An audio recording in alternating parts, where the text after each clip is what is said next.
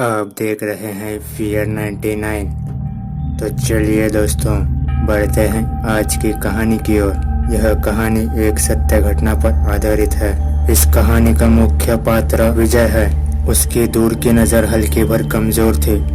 कभी डर, कभी दर्द, कभी आहट, कितना कुछ सिमट जाता उनके चारों तरफ। जब यही आहटें सन्नाटों को चीरती हुई, दिल की धड़कनों को तेज करती हुई डर के साथ सिमट जाती है। विजय एक मिडिल क्लास परिवार से था। अपने परिवार का पेट भरने के लिए उसे दर बदर की ठोकरें खाने पड़ते थे। उसके पास एक पिता की पुरानी स्कूटर थी जो कि खटारा हो चुकी थी। उसके पास इतना पैसा भी नहीं था कि नहीं ले सके। एक दिन वह किसी घने जंगल से गुजर रहा था और उसकी पुराने फटफटिया जैसी स्कूटर आवाज खड़ खड़ करती हुई पूरे सन्नाटों को चीर रही थी। एक तो काली रात का साया, सड़क पर कोई भी नहीं था, केवल वही और उसकी खटारा स्कूटर थी। घने जंगल के बीचों बीच बहुत बड़ा मकान था। उस मकान के लाइट भी हल्की भर जलती हुई प्रतीत हो रही थी। ऐसा लग रहा था मानो कि जैसे वहाँ कोई रहता हो।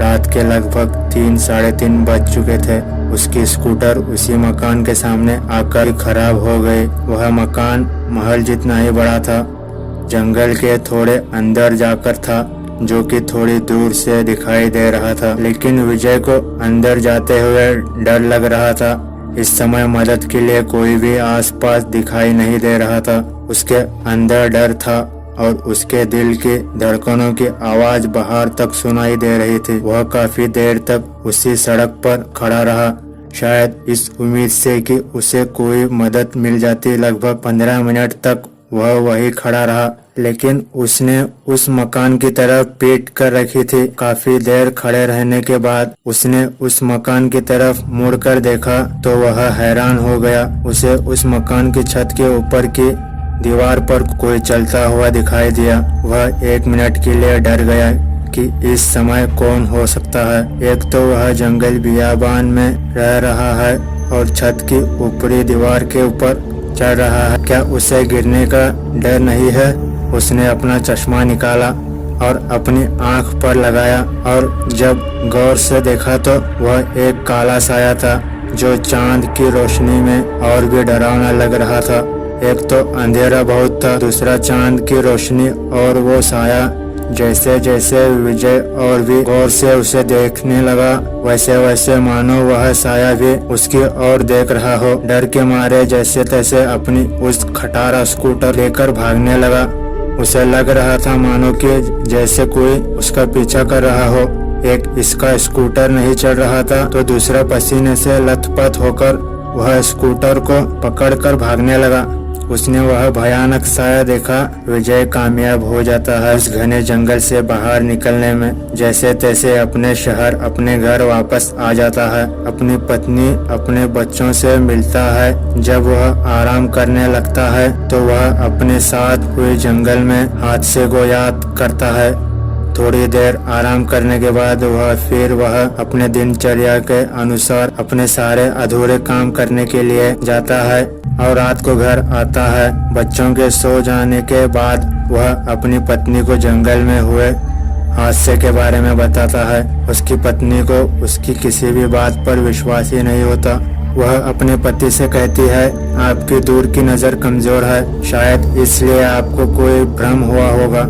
विजय भी सोचता है कि हो सकता है शायद भ्रम ही हुआ हो, क्योंकि ऐसा उसके साथ कुछ हुआ ही नहीं, केवल एक डर ही था। अंधेरे में वहम था। कुछ दिन यूं ही बीतते चले गए। एक दिन रात के समय जब सब परिवार अपना खाना खाकर गहरी नींद में सो जाते हैं, विजय भी सो रहा होता है। तब अचानक उसे ऐसा महसूस हो रहा होता है जैसे कि कोई उसके सीने पर बैठकर उसका गला दबा रहा हो। विजय भी पूरी कोशिश कर रहा होता है कि जो कोई भी उसका गला दबा रहा है उससे अपने गले को छुड़ाने की, लेकिन उसके सीने में बहुत दर्द होने लगता है। उसकी शक्ति खत्म हो रही होती है अपने गले को छोड़ने की। सुबह के 4 बज रहे होते हैं। विजय की नींद खुल जाती है। तब वह अपने चारों तरफ देखता है उसे अपने चारों तरफ कोई भी नहीं दिखाई देता है, लेकिन उसके सीने में बहुत दर्द हो रहा होता है। थोड़ी देर बाद उसकी पत्नी भी उठ जाती है और वह रात का सारा वाक्य अपनी पत्नी को बताता है और सीने में दर्द की बात करता है, लेकिन उसकी पत्नी इस बात को नहीं समझती और उसे कहती है तुम्हारे सीने में दर्द किसी और कारण से हो रहा हो, बाकी सब तुम्हारा भ्रम है, ऐसा नहीं होता। विजय मॉर्निंग वॉक के लिए पार्क में जाता है। वह अपने दोस्त से मिलता है और वह अपने दोस्त को सभी बातें बताता है जो अब तक उसके साथ घटित हुई है। उसका दोस्त बोलता है कहीं ऐसा तो नहीं कि कोई आत्मा का चक्कर हो जिसने तुम्हें जकड़ रखा हो। एक पल को विजय सोच में डूब जाता है, क्या यह सत्य भी हो सकता है। विजय अपने दोस्त से कहता है यार तुम मजाक तो नहीं बना रहे। उसका दोस्त कहता है भला मैं ऐसा क्यों करूँगा, पर जो भी है तुम्हारी बातों से तो यही लग रहा है कि कोई बुरा साया है। तुम सोच लो फिर मुझे बताना।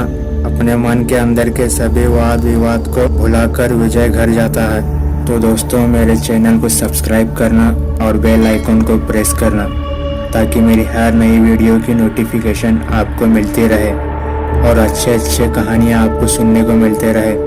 तो चलिए दोस्तों आज के लिए कहानी में बस इतना ही। मिलते हैं अगली कहानी के साथ, तब तक के लिए goodbye and take care.